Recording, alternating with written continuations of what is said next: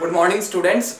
हमारा जो चैप्टर चल रहा है 12th आर्ट्स का, वो चल रहा है जातिवाद और सांप्रदायिकता।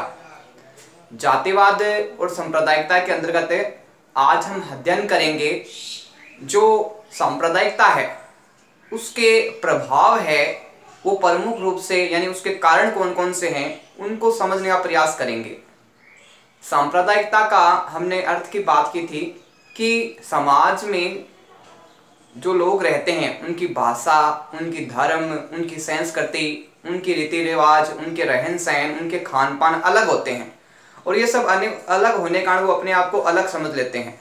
और समाज के जो अन्य लोग हैं उनके धर्म संस्कृति है उनको अपने आप से नीचा समझने के कारण या कम महत्व का समझने के कारण समाज में क्या है, आपस में तनाव संघर्ष उत्पन्न हो जाता है, जिसे प्रमुखतः सांप्रदायिकता के नाम से जाना जाता है। तो आज हम जो इसके सांप्रदायिकता के जो कारण हैं आगे के, उनको समझने का प्रयास करेंगे। सबसे पहले बात आती है पाकिस्तानी प्रचार और षड्यंत्र। पाकिस्तान ने भी सांप्रदायिकता को बढ़ाने में एक महत्वपूर्ण भूमिका निभाई है। पाकिस्तान है वो प्रारंभ से ही भारत का हितैषी न रह के भारत के विरुद्ध साजिश करने वाला और सांप्रदायिकता यानी धर्म के आधार पे एक दूसरे के खिलाफ भड़काने का और प्रचार प्रसार करने का पाकिस्तान ने बहुत ही भयंकर और संघर्षपूर्ण कार्य है वो किया है। तो इसके विस्तार से हम समझने का प्रयास करेंगे। सबसे पहले बात आती है पाकिस्तानी मीडिया भी हिंदू मुस्लिम तनाव को साजिश की तरह प्रचार। पाकिस्तानी जो मीडिया है वो भी क्या कर रही है कि जो हिंदू मुस्लिम है जो आपस में संघर्ष रहा है प्रारंभ से ही, देश के आज़ाद होने से पहले ही जो मुस्लिम संगठन हैं उनके द्वारा हिंदू और मुसलमान को एक दूसरे के खिलाफ भड़काने का प्रयास किया गया, एक दूसरे के खिलाफ लड़ाने का प्रयास किया गया। ठीक इसी प्रकार जो पाकिस्तानी मीडिया है वो भी ये प्रयास करता है कि हिंदू और मुस्लिम है वो आपस में शांतिपूर्ण न रहते हुए एक दूसरे के क्या है कि विरोधी बन जाए, एक दूसरे से उनकी शत्रुता है वो हमेशा बनी रहे। इसमें जो पाकिस्तानी मीडिया है वो विभिन्न जो न्यूज है उनको क्या बढ़ा चढ़ा के प्रस्तुत करता है और जिसका इफेक्ट है वो आम जनता पे देखने को मिलता है। अशिक्षित ही नहीं शिक्षित मुसलमान भी बहकावे में आकर पाकिस्तान को अपना हितैषी मान लेते हैं। बात शिक्षित और अशिक्षित की नहीं है, हम कह देते हैं भी शिक्षित है वो तो हर बात को, हर सिद्धांत नियम को, हर बात को अच्छी तरह से समझता है, लेकिन जो अशिक्षित है वो भी तो बात को समझता है, जो शिक्षित है वो भी बात को समझता है। लेकिन कई बार क्या है कि हम जब किसी बात को बार बार सुनते हैं, बार बार वो बात हमारे सामने आती है तो वो हमें कहीं ना कहीं प्रभावित अवश्य करती है और जब प्रभावित करती है तो उसका परिणाम देखने को हमें मिलता है कि जो शिक्षित या अशिक्षित मुसलमान हैं वो उन बातों को सुन के, उन बातों को बहकावे में आके, उनके प्रभाव में आकर प्रमुखतः क्या करते हैं, पाकिस्तान को अपना हितैषी मान लेते हैं। हितैषी यानी जो अपने बारे में सोचता है, जो अपने भले बुरे का ध्यान रखता है। तो जब पाकिस्तान कभी प्रारंभ से हितैषी रहा ही नहीं है तो जब मुसलमान हैं भारत के वो जब इस बात को सुनते हैं, समझते हैं तो कहीं ना कहीं उनके ऊपर इफेक्ट पड़ता है कि भारत में हमारे साथ कहीं ना कहीं भेदभाव है वो किया जा रहा है और वो पाकिस्तान की बातों में, मीडिया की बातों में सामान्यतः आ जाते हैं। मार्च 1993 की बंबई बम विस्फोट की घटना भी पाकिस्तानी षड्यंत्र का परिणाम है। इसी प्रकार हम देखते हैं कि 12 मार्च 1993 को बंबई महाराष्ट्र में बम विस्फोट हुआ था और इस बम विस्फोट का उद्देश्य भी यही था कि जो हिंदू मुसलमान जो एक साथ रहने के लिए आगे बढ़ रहे हैं उनको आगे न बढ़ने दिया जाए, उनमें ये संघर्ष और टकराव है, आपस में जो मतभेद है ये बने रहने दिया जाए और उसको और अधिक बढ़ाया जाए। इसलिए मार्च 1993 में बंबई महाराष्ट्र में बम विस्फोट की घटना हुई जिसने भी हिंदू मुस्लिम वैमनस्य को उत्पन्न करने में, बढ़ाने में एक महत्वपूर्ण भूमिका निभाई। तो प्रमुख रूप से ये मीडिया है, जो समाचार पत्र है, ये हर चीज को बढ़ा चढ़ा के प्रस्तुत करते हैं और कहीं न कहीं प्रत्यक्ष या प्रत्यक्ष रूप से जनता इससे प्रभावित होती है। और जब प्रभावित हो जाती है तो लोगों के विचारों में ये भावना स्पष्ट रूप से देखी जा सकती है। आगे बात आती है दलीय राजनीति, गुटीय राजनीति और चुनावी राजनीति। हम देखते हैं दल की जो राजनीति है, गुट की जो राजनीति है और चुनावी राजनीति है, इसमें भी कहीं ना कहीं क्या है कि प्रमुखतः जो दल है, संगठन है, वो अपने हितों के लिए कार्य करता है, अपने लाभ के लिए कार्य करता है, अपने समाज के लिए कार्य करता है।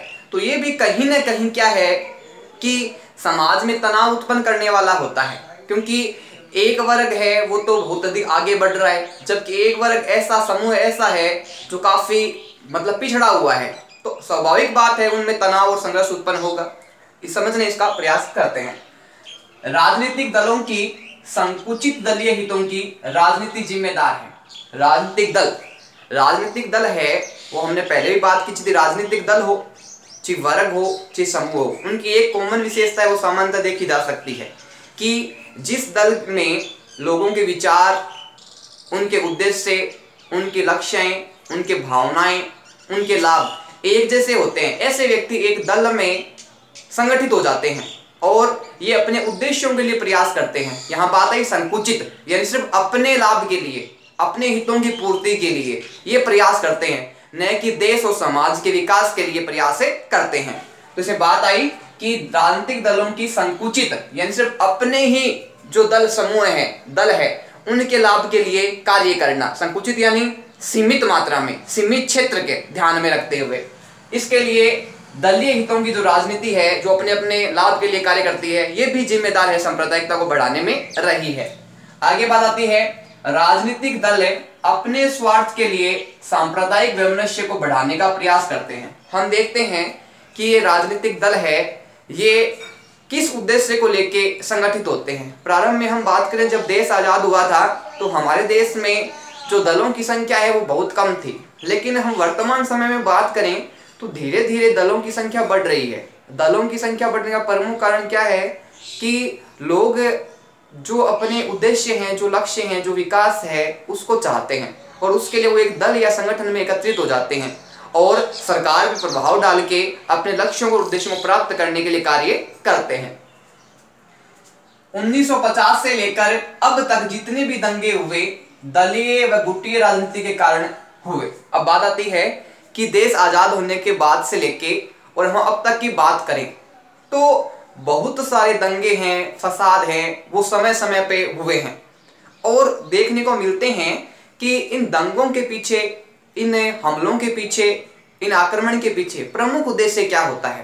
प्रमुख उद्देश्य होता है कि अपनी ताकत को बढ़ाने का प्रयास करना, दूसरे देश की ताकत को कमजोर करना, आपस में धर्म और जाति के आधार पे लोगों को एक दूसरे के विरुद्ध करना और समाज में तनाव और संघर्ष की स्थिति उत्पन्न करना।